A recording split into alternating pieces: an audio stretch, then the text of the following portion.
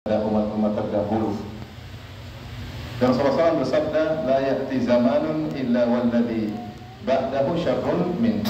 Tidak datang suatu zaman kecuali yang setelahnya lebih buruk daripada yang sebelumnya. Artinya semakin jauh dari zaman kenabian, maka berkah semakin berkurang, ilmu semakin berkurang, ketakwaan semakin berkurang. Mungkin ilmu tersebar, tapi ternyata takwa hanya di lisan, tidak masuk ke dalam hati, dan amalan juga semakin jauh. Ini kenyataan yang kita lihat. Oleh karenanya, ini semakin membuat kita harus benar-benar serius mempelajari hal-hal yang bisa menyelamatkan kita dari fitnah. Perkara berikutnya, tinjau dari banyak orang yang berkuburan, yang ada terlihat di sekitar kita atau kita sendiri yang gugur ketika berhadapan dengan fitnah-fitnah tersebut. Atau banyak orang yang dahulunya pikirannya orientasi selalu akhirat, mungkin pikirannya zuhud, sekarang enggak. Sekarang dengan tenggelam dalam fitnah, akhirnya pikirannya duniawi dan duniawi. Betapa banyak ibu-ibu yang dahulunya pikirannya gimana mendidik anak supaya bisa agamis, bagaimana bisa berpikiran tentang akhirat, sekarang mulai duniawi. Maunya ke mall, maunya branded, ya. Membangkang suami, disuruh ke utara malah ke selatan, suruh ke masjid malah ke mall. Ini terjadi masalah terdahulu. Berapa banyak orang yang kita kenal dia dulu tulus dalam berdakwah, kemudian sekarang sibuk dengan popularitas, sibuk bikin konten, tiap hari pamer amal soleh, tiap hari bikin konten, dan itu terjadi. Berapa banyak orang yang kita sangka dia jauh dari fitnah wanita, ternyata kedapatan chattingan sama akhwat, terkadang sama istri orang, dan itu terjadi. Dan kita pun menyadari kita pun sangat lemah. Kadang kalau kita evaluasi diri, kita muhasabah, kita dapat dulu saya begini, kok saya sekarang begini. Maka dengan bergugurannya banyak orang yang dulunya istiqamah, berteguhan satu demi satu, menunjukkan fitnah ini bukan fitnah sembarangannya. Bahkan sebagian ulama mengatakan, dari mana sebagian perkataan salaf, dari mana kau terfitnah? Di antara cirinya, bukan umum, tapi di antara cirinya, kau dapati dulu perkara kau ingkari, sekarang kau lakukan. Dulu kau mengharamkan, sekarang kau menghalalkan. Berarti ada sesuatu yang telah menimpa hatimu sehingga kau mulai memilih pendapat yang sesuai dengan hawa nafsumu. Yang dulu kau mengharamkan, sekarang kau menghalalkan. Itu juga terjadi. Karenanya Imam dan Ahmad yang dirahmati Allah Subhanahu wa Ta'ala, keselamatan dari fitnah adalah segalanya. Maka pada kesempatan ini kita akan membahas tentang fitnah. Fitnah secara bahasa, ya, dikatakan oleh orang Arab, qatamtu dhahaba wal fiddah 'ala an-nar. Kami membakar, atau aku membakar emas dan perak di atas api. Maksud dari fitnah itu membakar untuk membersihkan emas dan perak dari kotorannya, atau untuk menguji keaslian emas dan perak tersebut atau kepalsuannya. Caranya dibakar di atas api sehingga kelihatan mana aslinya, mana buruknya. Oleh karenanya fitnah, ada yang mengatakan asal bahasa maknanya artinya membakar. Artinya membakar. Dan ini juga disebut di dalam Al-Quran, fitnah artinya membakar, seperti dalam firman Allah Subhanahu wa Ta'ala, yaumahum 'alan nari yuftanun. Mereka, itu orang kafir pada hari kiamat kelak, 'alan nari, mereka di atas api, yuftanun, dibakar. Itu disiksa pada neraka jahanam pada hari kiamat kelak. Demikian juga dalam firman Allah Subhanahu wa Ta'ala tentang kisah Ashabul Ukhdud, innal ladzina fatanul mu'minina wal mu'minati tsumma lam yatubu falahum adzabun jahannam wa lahum adzabul hariq. Sungguhnya orang-orang yang memfitnah kaum mukminin, kaum mukminat, maksudnya memfitnah, membakari mereka. Ketika mereka bertahan dengan tauhid dan tidak mau berbuat syirik, maka mereka pun dibakar hidup-hidup. Allah menggunakan kata fitnah. Ini asal yang membakar. Kemudian fitnah dibawakan dalam itlaq yang lain, mana yang lain, dan itu ada hubungannya dengan membakar, itu ikhtibar, itu ujian. Karena menguji emas dan perak di atas api untuk diketahui mana asli, mana palsu. Ini juga dalam Al-Quran disebutkan Seperti Allah berfirman, kullu nafsin dha'iqatul maut wa nabluukum bisyarri wal khairi fitnatan wa ilaina turja'un. Allah Subhanahu wa taala, setiap yang bernyawa akan merasakan kematian dan kami akan menguji kalian ya dengan kebaikan maupun keburukan, fitnah sebagai ujian. Jadi fitnah itu artinya apa? Ujian. Wa ilaina turja'un, dan kepada kamilah kalian akan dikembalikan untuk mengetahui hasil ujian kalian. Demikian juga firman Allah Subhanahu wa taala, ahasiban nasu ayyutraku ayyaqulu amanna wa hum la yuftanun wa laqad fatanna alladhina min qablihim fala ya'lamanna Allahu alladhina shadaqu wa la ya'lamanna al-kadhibin. Apakah orang-orang akan dibiarkan mengucapkan kami beriman wa hum la yuftanun, sementara mereka tidak diuji? Yuftanun maksudnya diuji. Oleh karenanya fitnah artinya ujian. Untuk apa? Wala ya'laman Allahu alladziina sadaqu, agar Allah benar-benar mengetahui mana yang ketika diuji imannya jujur, benar, dan mana yang imannya palsu. Jadi fitnah artinya juga ujian. Kemudian di antara makna fitnah adalah yaitu hasil dari ujian tersebut. Sebagai orang terfitnah maksudnya terjerumus dalam kemaksiatan. Makanya Allah menamakan syirik juga dengan fitnah, seperti dalam firman Allah Subhanahu wa taala, wal fitnatu asyaddu minal qatl. Bahwasanya fitnah itu lebih berat daripada pembunuhan. Itu kekufuran, kesyirikan lebih berat daripada pembunuhan. Bukan fitnah tuduhan ya. Banyak orang salah terjemahkan ayat ini. Katanya wal fitnatu asyaddu minal qatl. Fitnah itu lebih buruk daripada pembunuhan. Padahal bukan fitnah, tapi apa? Fitnah. Dan fitnah maksudnya di sini adalah syirik, bukan tuduh sembarangan. Ya, syirik lebih berat daripada pembunuhan. Kita tahu dosa kekufuran lebih berat daripada dosa pembunuhan. Seperti juga Allah berfirman, وَلْيَحْذَرِ الَّذِينَ يُخَالِفُونَ عَنْ أَمْرِهِ أَنْ تُصِيبَهُمْ فِتْنَةٌ أَوْ يُصِيبَهُمْ عَذَابٌ أَلِيمٌ. Dan waspadalah orang-orang yang menyelisih perintah Nabi Shallallahu Alaihi Wasallam, bahwasanya mereka akan tertimpa dengan fitnah. Ada yang mengatakan bid'ah, ada yang mengatakan syirik, ada yang mengatakan kufur. Kalau orang terbiasa menyelisihi sabda-sabda Nabi, maka mungkin dia terjerumus dalam bid'ah, mungkin dia terjerumus dalam syirik, mungkin terjerumus dalam kekufuran atau kemaksiatan secara umum. Oleh karenanya ini seputar makna-makna fitnah.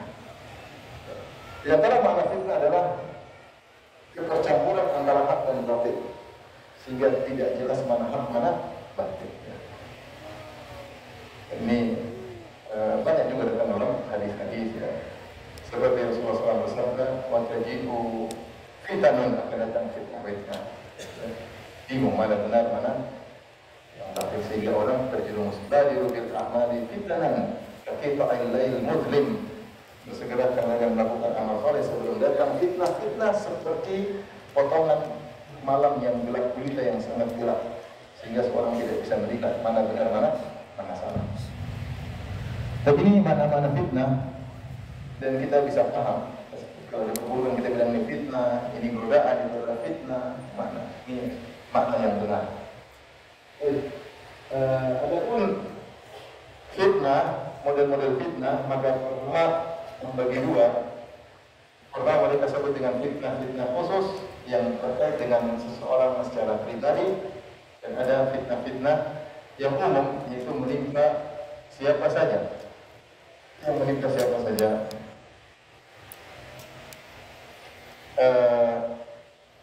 Di antaranya seperti hadis Hudzaifah bin Yaman radhiyallahu taala anhu, dia berkata, baina nahnu julusun 'inda Umar, ketika kami sedang duduk di sisi Umar, maka Umar bin Khattab berkata, ayyukum yahfadhu qaulan Nabi sallallahu alaihi wasallam fil fitnah. Siapa di antara kalian yang hafal sabda Nabi tentang fitnah? Qala, maka Hudzaifah berkata, fitnatul rajuli fi ahlihi wa malihi wa waladihi wa jarihi. Fitnah seseorang terkait dengan anak istrinya, terkait hartanya, terkait anaknya, terkait tetangganya.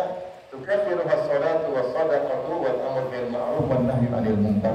Maka fitnah ini bisa digugurkan dengan salat, sedekah, amar bil ma'ruf dan nahi 'anil munkar. Ini kata para ulama maksudnya fitnah khusus.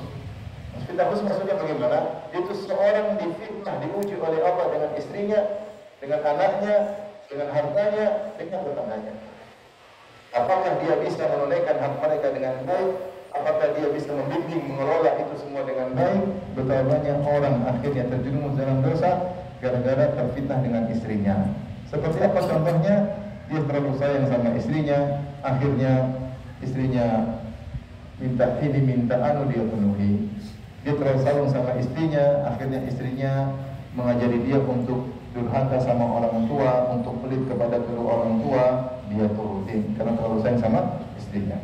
Sebaliknya, dia tidak membimbing istrinya, ya, mungkin dia tidak sayang sama istrinya, maka dia pun berdosa terkait dengan hak istrinya, mungkin dia rendahkan istrinya, mungkin dia tidak menunaikan hak istrinya. Jadi seorang terfitnah dengan istri, terfitnah dengan istri. Entah terlalu cinta, entah tidak cinta, entah tidak menunaikan haknya, entah terlalu berlebihan, intinya dia berdosa gara-gara istrinya. Ya.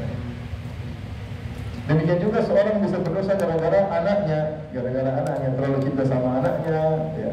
Akhirnya berlebihan sama anaknya. Seperti kata Nabi SAW, al-waladu madkhalatun majbanatun, ya. Anak itu bisa mendatangkan pelit dan bisa bikin jadi penakut. Seorang mungkin ingin berjihad, gara-gara ingat anaknya dia tidak jadi berjuang di jalan Allah. Seorang ingin bersedekah tapi ingat anaknya, anak saya belum saya bangunkan rumah, belum saya ini, akhirnya tidak jadi bersedekah. Anaknya bikin dia pelit. Dan beberapa orang terjerumus dalam maksiat gara-gara anaknya ingin beli ini, beli anu, akhirnya dia melakukan kemaksiatan, dia korupsi, dia ini supaya memenuhi keinginan anaknya. Makanya ketika Nabi Khadir menjelaskan kenapa dia disuruh Allah untuk membunuh anak yang ditemui oleh Nabi Khadir dan Nabi Musa alaihi wassalam, Nabi Khadir berkata, wa ammal gulamu fakana abawahu mu'minaini fakhashina ay yurhiqahuma tughyana wa kufra. Adapun anak ini kedua orang tuanya mukmin, tapi aku khawatir anak ini karena terlalu dicintai oleh kedua orang tuanya akan menjerumuskan kedua orang tuanya kepada sifat tughyan itu pada berlebihan, atau terjerumus dalam kekufuran gara-gara anaknya. Jadi anak punya juga pengaruh terhadap kedua orang tua sehingga orang tua bisa terfitnah, terjerumus dalam dosa gara-gara anaknya.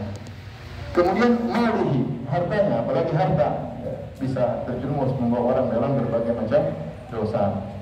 Kemudian tetangga, ternyata tetangga adalah fitnah. Apakah seorang perhatian sama tetangganya, menunaikan hak tetangganya, apakah dia tidur dalam kondisi kenyang, tetangga dalam kondisi lapar. Orang seperti tidak beriman, berarti dia tidak bisa menunaikan hak tetangganya, cuek dengan tetangganya, maka dia berdosa. Nah, dosa-dosa ini kata Nabi SAW, tukaffiruha as-sadaqah, as-salat, wal amr bil ma'ruf wa nahy 'anil munkar. Bisa gugur dosa-dosanya dengan ibadah salat, amr bil ma'ruf, nahy 'anil munkar dan sedekah. Ini contoh disebut dengan fitnah khusus. Itu terkait dengan pribadi masing-masing. Ini juga fitnah luar biasa. Bukan banyak orang terfitnah gara-gara istrinya. Ada orang saking sayang sama istrinya, dia malah putuskan silaturahmi dengan saudara-saudaranya. Dia bikin perusahaan yang jadi direkturnya kakak istrinya, yang jadi bendaharanya adik istrinya, yang jadi apa lagi? Menjadi ini bagian keuangan, bagian pengadaan, bagian pengeluaran ponakan istrinya, kakak dia pribadi jadi satpam. Sehingga dia akhirnya itu perusahaan jadi milik saya istri, sehingga dia memutuskan silaturahmi dengan saudara-saudaranya sendiri. Itu banyak terjadi. Dia mau sedekah, mau beri hadiah kepada ibunya, mau kirim 10 juta, kata istrinya ngapain kasih mama 10 juta, mama sudah tua, nanti kalau mama 10 juta kasih mama juga, kasih adik-adikmu, ngapain, sini aja 200.000 buat beli tempe. Akhirnya dia diajarin kirim oleh istrinya. Ini fitnah atau bukan? Fitnah, dia gugur gara-gara istri. Ketika dia sayang sama istrinya, lagi jalan di mall pengen beli tas branded, harganya 120 juta. Ayo beli dong, beli. Akhirnya dia beli. Buat apa 120 juta? Tas kecil. Emang bisa simpan mobil? Terfitnah. Uangnya dikeluarkan pada yang tidak perlu. Istrinya nangis-nangis, teman-teman semua pada pergi ke Eropa, Amsterdam, ke Paris, ke Roma.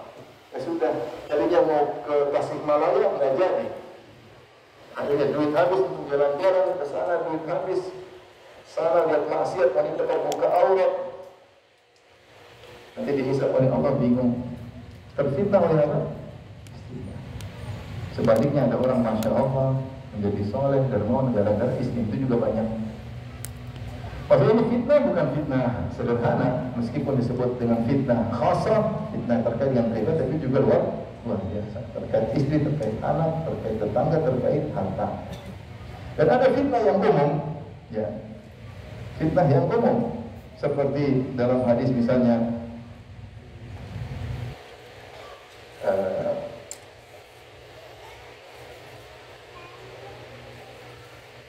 Rasulullah bersabda dalam hadis Abdullah bin Amr al-As radhiyallahu anhu, "Bainama nahnu hawla Rasulillah sallallahu alaihi wasallam idzakara fitnah." Ketika kami sedang bersama Nabi sallallahu alaihi wasallam, tiba-tiba Rasulullah menjelaskan tentang fitnah. Jadi di antara kasih sayang Nabi kepada kita, saya sebutkan tentang fitnah-fitnah dan bagaimana solusinya. Maka Rasulullah SAW menjelaskan tentang fitnah yang umum. Kata Rasulullah SAW, "Idza ra'aitumun nasa qad marajat uhuduhum." Kalau kalian melihat orang-orang sudah tidak amanah, janji diselisih, janji asal janji, marajat uhuduhum, tersebar, tidak ada yang amanah. Cari orang amanah susah, cari orang jujur apa? Susah. Kemudian Rasulullah tekankan, "Wa khafat amanatuhum," dan amanah mereka menjadi ringan, itu tidak diperhatikan. Wa kanu hakadha wa syabbaka baina asab, dan mereka seperti ini, bercampur mana yang benar, mana yang enggak benar, mana yang al-haq, mana yang al-batil, itu carut marut. Akan terjadi seperti itu. Maka kata Abdullah bin Amr al-As, "Faqumtu billahi faqultu," aku menuju Nabi, aku berkata, "Kaifa af'alu in dzalika?" Apa yang harus lakukan kalau sudah seperti ini? Namanya apa? Fitnah umum. Dan kita menghadapi fitnah terkait pribadi kita, privasi kita. Dalam rumah ada fitnah, seorang terkadang terfitnah dengan istrinya, seorang terkadang terfitnah dengan suaminya. Seorang wanita saking cintanya sama suaminya, akhirnya bermaksiat, suaminya suruh begini, fitnah. Suami istri, mertua terkadang fitnah. Itu juga luar biasa. Dan ada fitnah-fitnah apa umum yang juga tidak kalah beratnya. Maka ini contoh-contoh fitnah. Kita sebutkan itu tadi dari pembagian fitnah secara umum dan khusus. Maka fitnah ada umum, ada apa? Khusus. Ada pun model-model fitnah, macam-macam fitnahnya banyak. Di antara fitnah yang disebutkan oleh Nabi SAW seperti fitnah harta. Fitnah apa? Harta. Rasulullah SAW bersabda, "Inna likulli ummatin fitnatan. Fitnatu ummati al-mal." Kama qala Nabi sallallahu alaihi wasallam, setiap umat ada fitnahnya, dan fitnah umatku adalah harta. Adalah harta. Tapi fitnah banyak. Kenapa Rasulullah SAW menyebutkan khusus harta? Sebenarnya mengatakan karena fitnah ini bisa mengantarkan kepada fitnah-fitnah yang lain. Bisa mengantarkan kepada fitnah-fitnah yang lain. Makanya Rasulullah SAW mengatakan, "Mal faqra akhsha alaikum, walakin akhsha alaikum an tubsata lakum ad-dunya kama busitat, atau an tubsata alaikum ad-dunya kama busitat ala man kana qablakum. Fatanafasuha kama tanafasuha fatuhlikukum kama ahlakakum." Bukanlah kemiskinan yang aku khawatirkan menimpa kalian, tapi yang aku khawatirkan dibawakan dunia atas kalian, hingga akhirnya kalian berlomba-lomba mengejar dunia tersebut, sebagaimana umat-umat terdahulu yang dibawakan dunia bagi mereka juga berlomba-lomba terhadap dunia.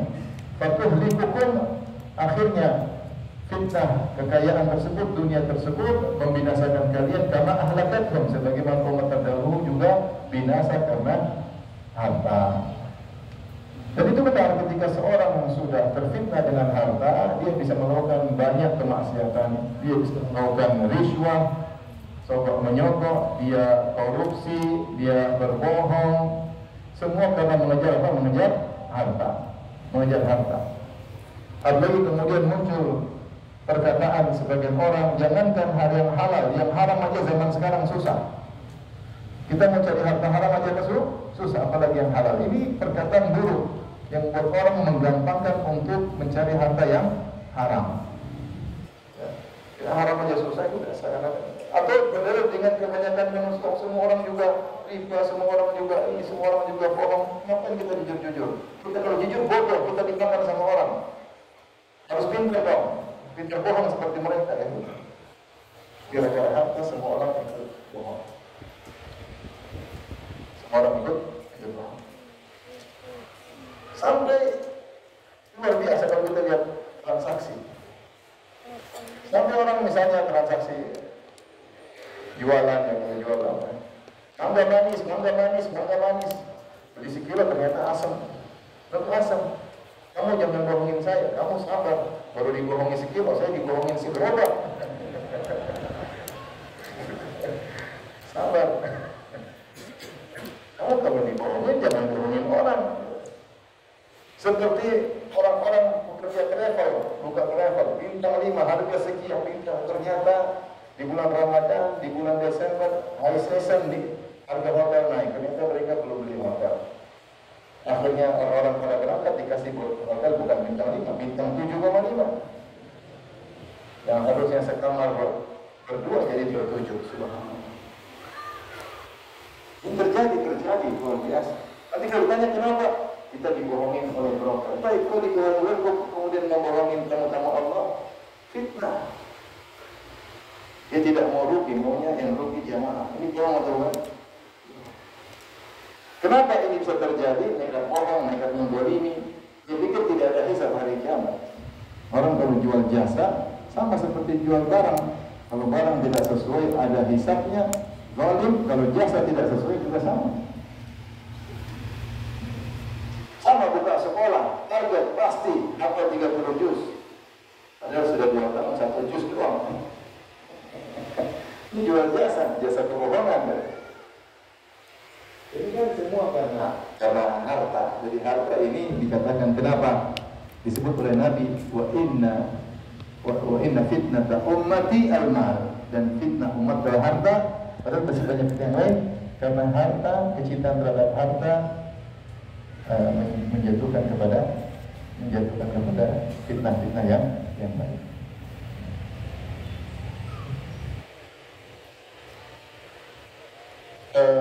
Kemudian di antara fitnah yang Rasulullah SAW sebutkan yang harus kita waspadai. Makanya gini yang saya gini, hidup ini kalau kita cari harta, kita harus latih diri kita untuk biasa yang halal. Ada syubhat enggak? Enggak. Kenapa enggak? Saya kasih ada hisab kata mau saya. Insya Allah bukakan pintu harta yang lain. Kalau kita kejangan syubhat, masih ada syubhat. Kan apa? Syubhat kan belum haram kan? Syubhat kan? Tapi bisa jadi haram. Ketika kita menggampangkan, akhirnya semua dianggap gampang.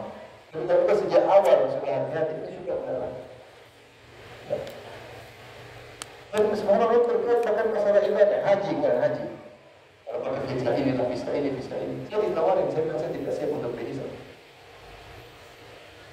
Haji, visa ziarah. Kalau visa ziarah, dia orang untuk apa? Haji. Baik. Yang membolehkan pakai dalil banyak. Dalilnya saya tidak siap. Kamu halal terserah kamu. Ini cara saya, kita cari rezeki, kalau kita tidak usah yang syubhat tinggalkan. Insya Allah kalau kita berusaha meninggalkan yang syubhat, yang haram, Allah akan memberikan rezeki yang baik. Hasilnya sama saja.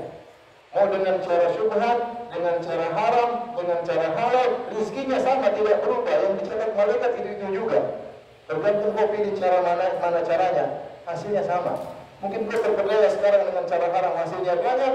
Nanti juga nilainya sama seadanya. Kau tadi cari cara yang halal sama hasilnya. Harus yakin akan hal itu sehingga kita tidak usah ragu-ragu meninggalkan syubhat maupun yang apa? Tidak usah. Saya punya kawan cerita, dia punya proyek sampai 1 triliun lebih. Cerita sama saya. Ada proyek. Mungkin ketika dia menjalankan proyek, sebagian orang yang kemudian mencatatkan dia agar dia juga mendapatkan saham. Jadi kamu boleh ambil proyek, tapi saya juga dapat saham ini. Dikasih persyaratan. Proyek ratusan miliar. Teman saya tidak sama. Ketika disuruh begitu, enak aja ini korupsi. Tidak mau. Akhirnya dia nggak mau proyeknya dikasih kepada kontraktor yang lain. Daripada saya makan haram, menyokong pejabat, bantu korupsi, ini dosa besar.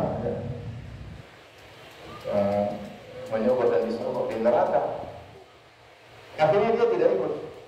Ternyata proyeknya dikasih ke yang lain. Dikasih yang lain, dikerjakan, ternyata tidak jalan. Karena dia ahlinya dia dicari lagi.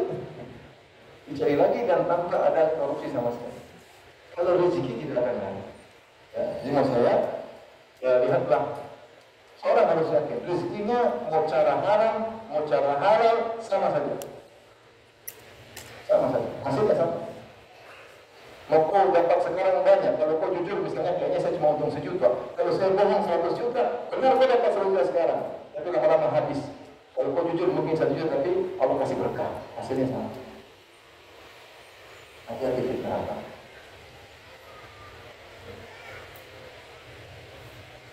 Sampai ada kawan, ini cerita kawan ngobrol sama saya. Dia keluar dari instansi ribawi. Setelah dia tahu hukumnya haram, dia keluar dari instansi ribawi. Kemudian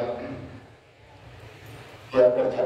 Allah puji, dia jualan kue ini nggak laku, sales ini nggak laku, tabungannya mulai habis, nggak laku. Di saat dia lagi down, lagi jatuh, kalau bosnya yang dulu telepon lagi, dulu kerjaan dia bagus, kembalilah ke instansi di bawah kami, gaji saya naikkan, Masya Allah, jabatan saya naikkan, gaji saya naikkan. Dia goyang ketika itu. Dia bilang sama istrinya, istriku gimana ini, terima nggak ini? Kan haram, enggak, ini kayaknya darurat, nggak apa-apa. Dia bilang gitu, ini kayaknya darurat, kalau riba darurat nggak apa-apa. Istrinya juga goyang. Ya coba tanya Ustaz dulu, mungkin boleh. Subhanallah, goyang. Tapi yang dia tanya sama Ustaz, teman saya.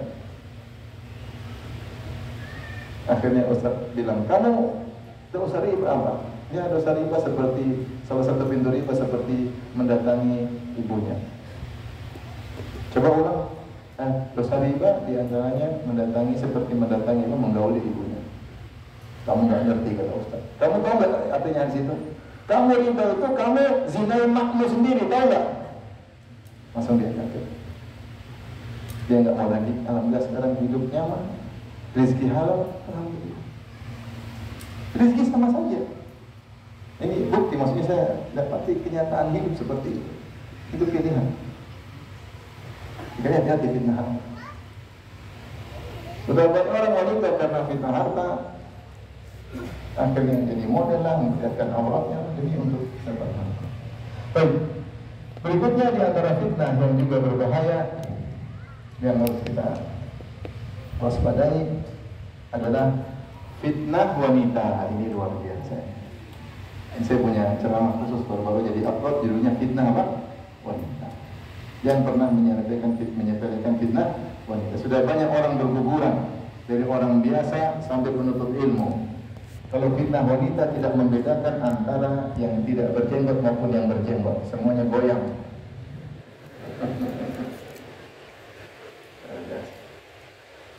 Yang baru ngaji atau lama ngaji sama saja goyang.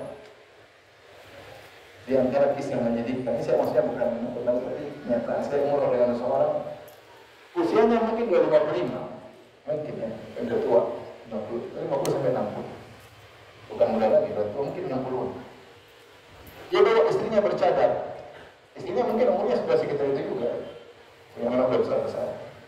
Kita ngobrol, dia bilang sama saya mau tanya, kenapa? Afwan Ustaz, ini istri saya itu, kenapa? Dia kemarin berzina. Saya bilang, berzina, sudah tua berzina, dia berzina. Saya berzina. Dia belajar bahasa Arab, Ustaz. Belajar bahasa Arab sama Ustaz. Terus namanya belajar bahasa Arab kan ada pada tugas. Akhirnya japri dengan Ustaznya. Akhirnya zina. Ini sudah tua, tapi zina tidak mengenal apa? Umur. Sudah lama ngaji. Kemudian dia bilang, saya boleh ceritakan dia. Maksud saya, ini menyedihkan. Fitnah wanita buat. Maka ikhwan dan akhwat cerita banyak sekali. Mungkin cerita banyak. Dan saya bilang yang berguguran bukan cuma orang awam, orang udah ngaji juga. Bukan yang baru ngaji, yang lama ngaji juga berguguran. Fitnah wanita luar. Oleh karenanya kita harus waspada. Dan waspada kita harus ekstra terhadap fitnah wanita. Tidak ada cara lain kita terhindar dari fitnah wanita kecuali kita tidak membuka celah. Itu cara yang terbaik. Ya. Maka pertarungan kita dengan fitnah wanita cuma pandangan pertama itu. Kapan kita tunjukkan pandangan selamat, kapan kita lihat dia tidak selamat. Kulul hawadithi mabda'uha minan nazar. Semua peristiwa-peristiwa buruk mulanya dari penglihatan. Wa mu'dhamun nar bi mustasgharis syarab, dan api yang besar menyala berasal dari percikan-percikan api yang kecil. Kita cuma bertarung mengklik atau tidak. Kalau klik maka kita terjatuh dalam lautan maksiat, kalau tidak mengklik kita selamat. Ada akhwat kirim atau wanita menggoda, kirim SMS, kirim WA, dibuka atau tidak, dibalas. Kalau dibalas selesai. Lelaki lemah. Selama Anda normal, Anda pasti lemah. Kecuali Anda tidak normal. Si Bunigol itu cantik, Anda tidak tergoda karena Anda tidak normal. Kalau Anda normal pasti tergoda.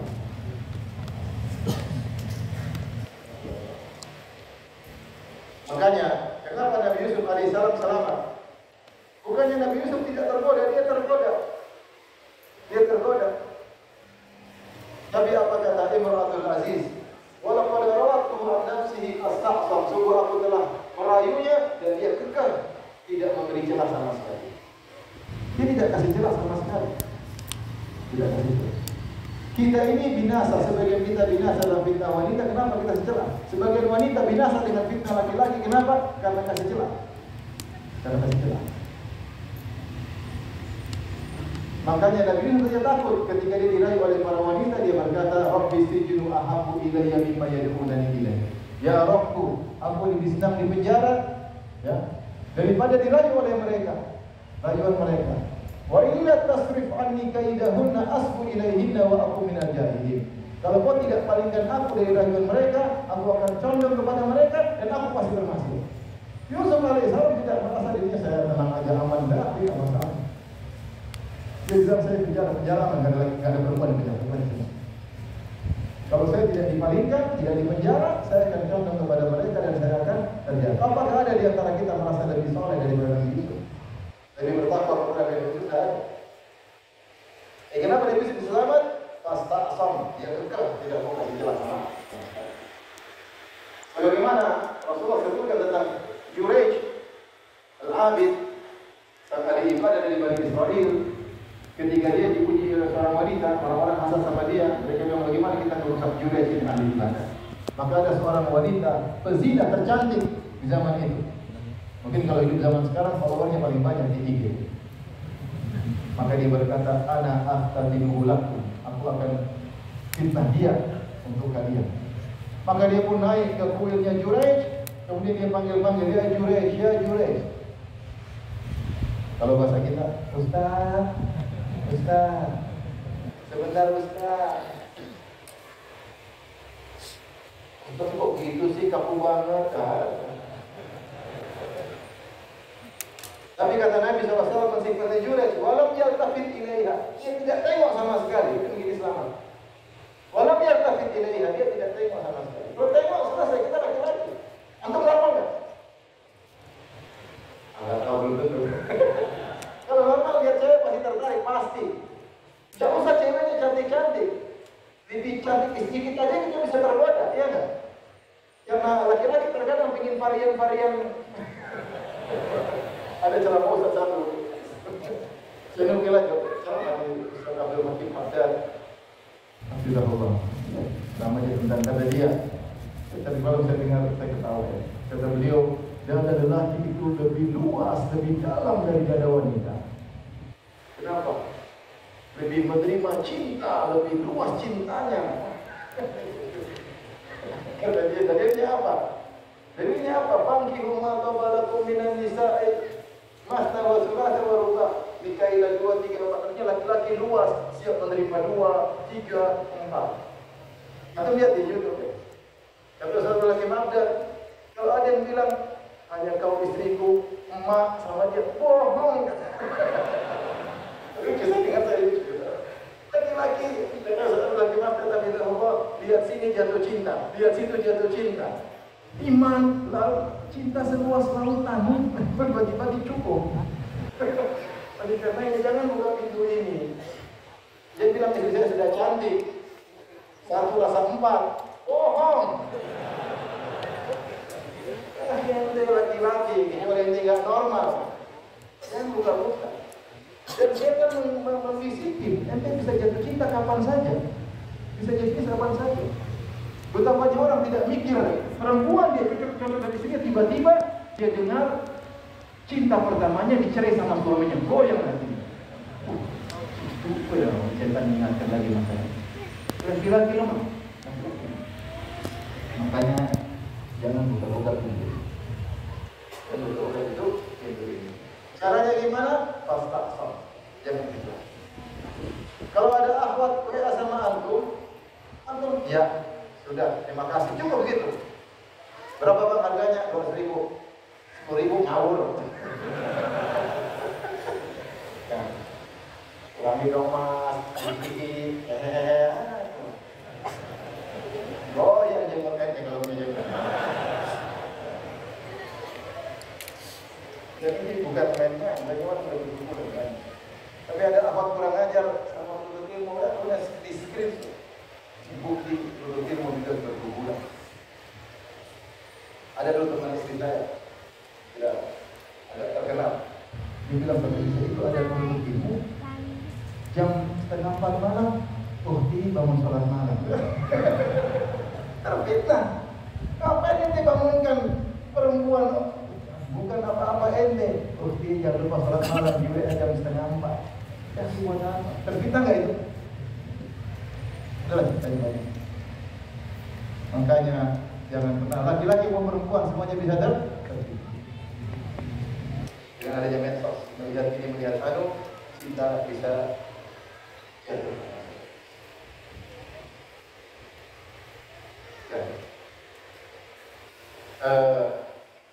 Berikutnya di antara fitnah yang tersebar sekarang adalah fitnah popularitas.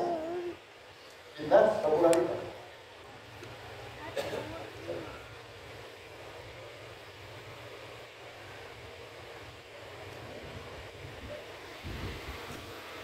Baik, hati-hati fitnah popularitas. Ya. Ingin dihormati, ingin diakui, ini semua fitnah. Ma ribani ja'ian ursila fi ghanamin. Kata Nabi SAW, tidaklah 2 ekor serigala yang dalam kondisi lapar dikirimkan pada sekelompok kambing. Diafsadalaha, lebih merusak agama seorang daripada keinginan yang untuk darah dan syaraf diri. Jangan ingin kemuliaan merusak agamanya. Jadi lebih merusak. Ada kata Nabi SAW, ada 2 ekor serigala dikirim pada sekelompok kambing. Kalau serigala dikirim kambing pasti rusak. Apalagi seriganya lapar. Nabi gambar ini kerusakan pasti terjadi. Demikian juga hirs, rajul, ya, keinginan seseorang untuk mendapatkan harta, wasyaraf, dan untuk mendapatkan kemuliaan. Ini juga sangat mudah merusak agama seseorang. Di antaranya asyaraf, ingin kemuliaan, ingin diakui, ingin di zaman sekarang seorang banyak ingin diakui. Di antara bentuk ingin diakui adalah dengan menampakkan amal soleh. Makanya Imam Al-Ghazali rahimahullah ketika menyebutkan tentang definisi riya, dia mengatakan memperlihatkan amal soleh, tolak bil manzilah fi qulubil khalq, untuk mencari kedudukan di hati manusia. Tapi saya kenapa cerita saya baru habis haji, baru habis umrah, saya sampaikan supaya dia ngakui saya, ya itulah namanya riya. Cuma atau riya mau menceritakan atau menampakkan. Saya kenapa cerita saya kemarin baru bangun masjid kepada si fulan supaya dia akui siapa saya. Namanya tolakul manzilah fi qulubil khalq, mencari kedudukan di hati manusia. Jadi ini sangat merusak tadi kata Nabi. Lebih rusak daripada kalau kita lepas 2 ekor serigala lapar kepada kambing. Kambing masih disiksa sama serigala tersebut. Itu kerusakannya masih kecil, lebih parah gara-gara orang ingin dimuliakan bisa rusak agama. Sehingga dia ria, sehingga dia pamer, gara-gara pola nangis. ingin jadi bahan pembicaraan, jadi buah bibir, ingin selalu diperhatikan oleh masyarakat. Bukankah Nabi SAW, man talabal ilma liyumariya bihi sufaha wa liyujariya bihi ulama wa liyasrifa wujuhan nasi ilaih. Siapa yang menuntut ilmu supaya bisa mendebati orang bodoh, supaya bisa disejajarkan dengan ulama, supaya menarik perhatian masyarakat kepada dia, maka haram baginya masuk neraka, kata Nabi SAW. Ini mengerikan zaman sekarang kita medsos, orang sibuk pamer kegiatannya. Supaya apa? Supaya jadi perhatian. Lagi jalan sama istrinya mesra. Masya Allah, boleh pergi, jempol kaki, jempol tangan sama perut. Kalau lagi ngomel istrinya tidak live. Kamu kok belum berangkat apa lagi? Ya lagi suami istrinya lagi ibadah, pamer. Hai guys, gue lagi dakwah di Belantara Afrika guys, banyak singa guys. Maksudnya apa? Mungkin dia ikhlas, antum jangan ikut-ikutan. Mungkin dia ikhlas, antum jangan, antum baru ngaji. Kita yang sudah ngaji lama jadi ustaz takut riak. Kita ini siapa? Para salaf yang amal mereka luar biasa, ketakwaan mereka luar biasa. Mereka takut riak, mereka salah.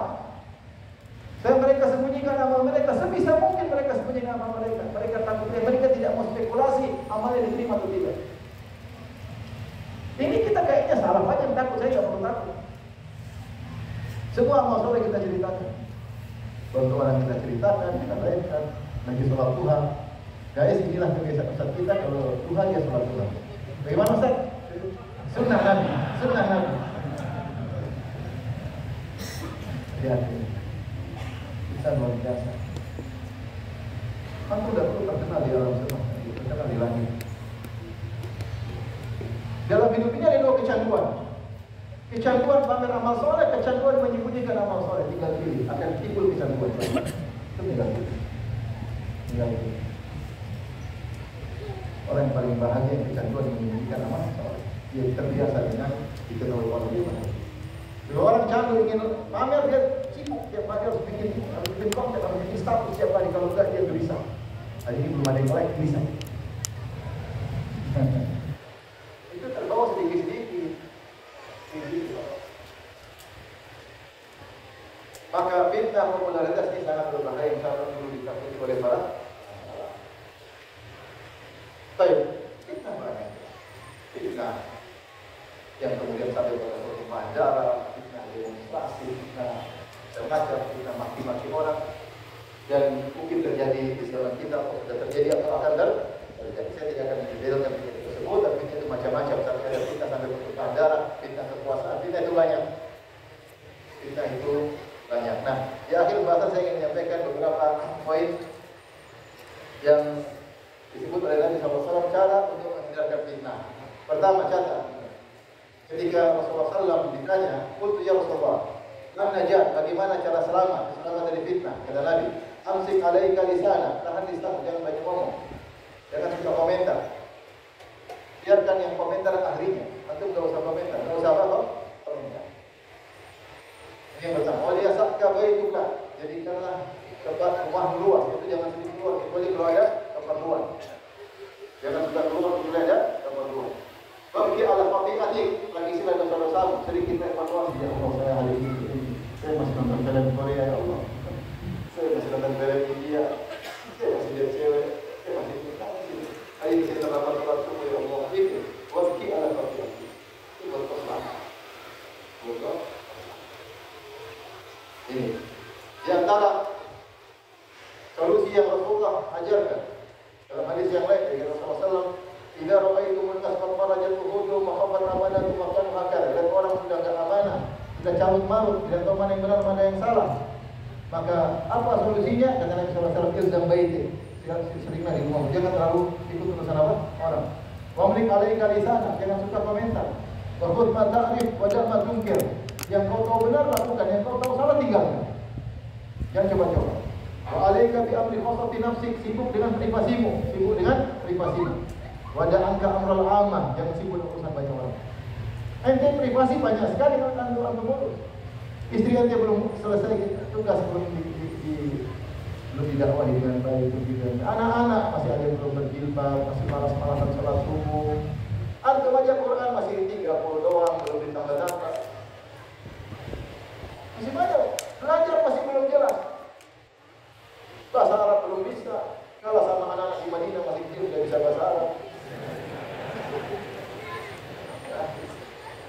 Masih banyak kita berpikir, masih banyak dagangan, masih banyak syubhat harus kita bersihkan.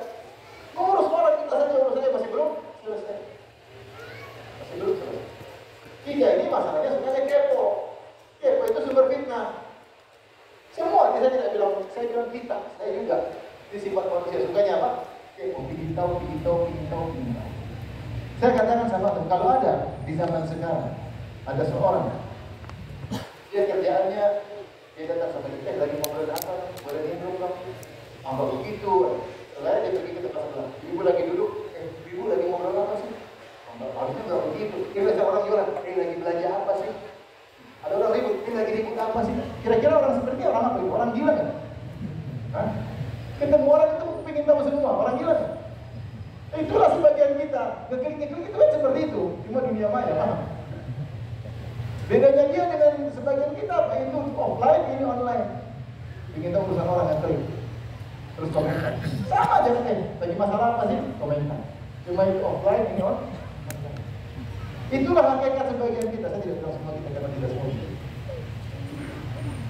Jadi situ urusin orang.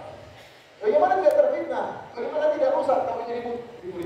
Nanti rusak. Yang harusnya hati diisi dengan ketakwaan, tafsir ayat, ilmu. Ini isi dengan urusan orang, isi dengan keburukan orang, isi dengan mati orang. Nah, ini terfitnah.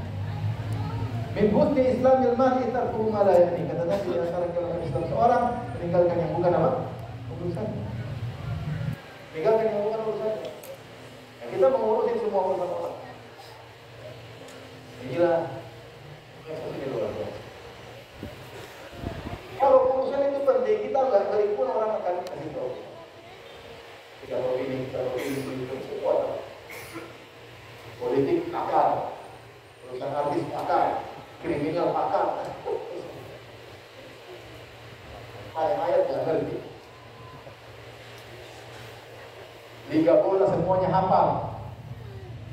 Biografi Ronaldinho, siapa lagi? Hafal. Tanya Abu Bakar nggak ngerti. Terus bukan terfitnah. Ini solusi dari Nabi, terserah mau Nabi. Di antara solusi yang ditawarkan oleh Nabi Sallallahu Alaihi Wasallam adalah sibuk beribadah ketika fitnah. Kata Nabi Sallallahu Alaihi Wasallam, al-ibadatu fil haji kahijratin ilayya. Beribadah ketika timbul fitnah seperti sedang berhijrah kepadaku. Kenapa? Karena ketika fitnah orang banyak ingin lihat fitnah, kepo. Kamu tidak, karena itu buang-buang umur, buang-buang waktu, buang-buang energi. Jadi antum habiskan untuk ilmu, ibadah, berbakti sama orang tua, ngurusin anak, ngurusin istri, disitulah kebahagiaan. Antum kira bahagia ngurusin orang? Ente ngobrol sama istri bahagia kan? Apalagi istri ini, istri itu.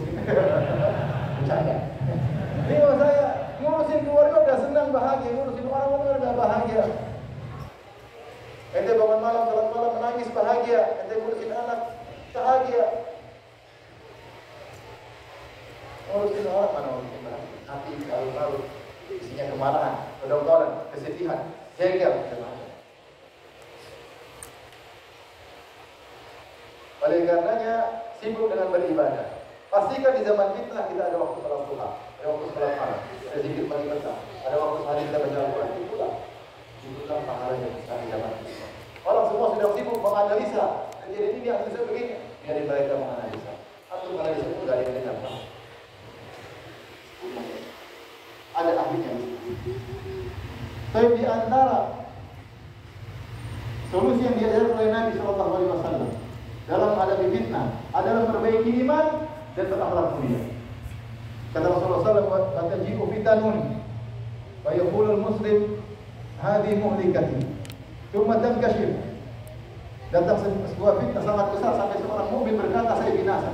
Ternyata fitnah tersebut hilang. Fataji'ul fitnah, datang fitnah lagi. Wa yuraqibu ba'daha ba'dha, datang fitnah yang lebih dahsyat sehingga fitnah sebelumnya kelihatannya lebih kecil, tapi lebih dahsyat. Sekarang dulu orang kalau mungkin zaman dulu bicara sama perempuan, sekarang lagi itu ringan. Sekarang video call sama perempuan lebih dahsyat dan sudah biasa, sehingga fitnah yang dulu terasa ringan. Fataji'ul fitnah fa yaqulul mu'min hadhi kata fitnah kemudian sekali saya tidak bisa selamat lagi. Ini Rasulullah kasih solusi kata Rasulullah sallallahu.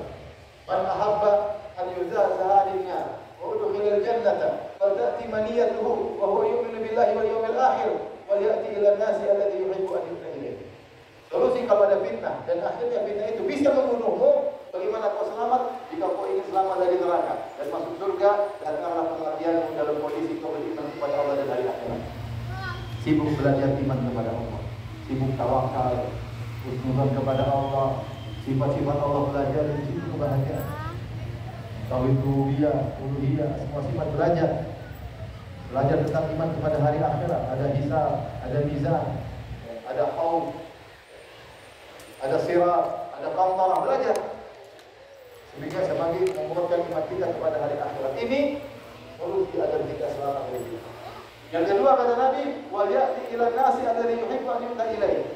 Bersikaplah kepada orang lain dengan sikap yang kau suka dilakukan pada dirimu. Jadikan pedoman hidup. Kalau sikap sama istri saya, ini jadi istri saya, ini dia apa ini?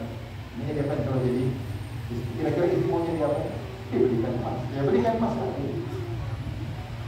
Kalau saya jadi anak, pinginnya apa? Betul. Kalau saya jadi anak, saya masih ingat. Saya pingin kalau telepon bapak angkat. Saya pingin kalau ngobrol, bapak mau ngobrol. Saya ingin liburan sama bapak saya, sama abi saya. Dia tidak. Anak pinginnya begitu. Dia lakukan terhadap anak. Berarti kita berakhlak mulia sama anak. Ada sekelompok anak-anak main, bapaknya di situ.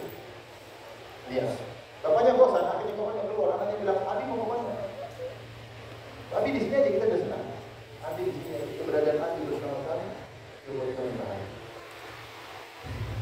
Dan sebagai kita sibuk urusan urus ini nggak pernah memberikan hak anak-anak. Oleh karenanya, berusaha kita bersikap. Kalau kita bersikap sama supir, kira-kira kalau saya jadi supir, senang nggak saya digitukan sama bos saya? Kalau senang lakukan, kalau nggak jangan. Seandainya kita di posisi supir tersebut, kira-kira harus nggak itu? Ini membantu kita. Coba kita jadi kursi dia. Selama kita begitu, itu jalan selamat dari fitnah kata Nabi SAW. Wal ya'ti ilan nasi alladhi yuhibbu an yu'ta ilaihi. Lakukanlah kepada manusia apa yang kau suka lakukan untuk dirimu. Yang terakhir, jangan pernah kepo terhadap fitnah. Kata Nabi SAW, "Nanti satakunu fitanun al-qa'idu fiha khairun minal mashi wal mashi fiha khairun minas sa'i. Man yushrif laha tastashrifhu."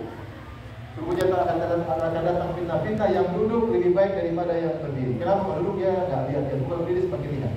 Yang berdiri terhadap fitnah lebih baik daripada yang berjalan menuju fitnah. Yang berjalan masih mending daripada yang berlari menuju fitnah. Siapa yang mencoba-coba ingin kau fitnah, tastasrifu, maka akan didominasi oleh fitnah tersebut. Maka jalan keluar kalau ada fitnah tidak usah menunggu. Demi Allah, hidup kita lebih bahagia kalau tidak tahu banyak bersama. Demi Allah, hidup kita bahagia kalau tidak terlalu banyak tahu tentang tidak semua di medsos banyak bermanfaat, tapi yang tidak bermanfaat lebih apa? Lebih banyak. Kalau kita menghabiskan waktu dari medsos, kita nggak tahan. Tidak ada waktu buat istri, tidak ada waktu buat anak, tidak ada waktu untuk baca Quran, tidak ada waktu untuk bikin pagi petang. Sibuk lihat medsos. Kita sengaja ngeklik, sengaja sendiri. Coba kita baca Quran, sudah berapa ayat kita baca. Demikian saja yang saya sampaikan. Semoga Allah memberikan kita dari fitnah. Semoga Allah memberikan kita di atas keimanan kepada Allah Subhanahu wa Ta'ala. Jadi saya berikan kepada Ustaz kita, Ustaz Abu Bakar Ta'ala untuk menyampaikan kepada nasihat kepada kita semua.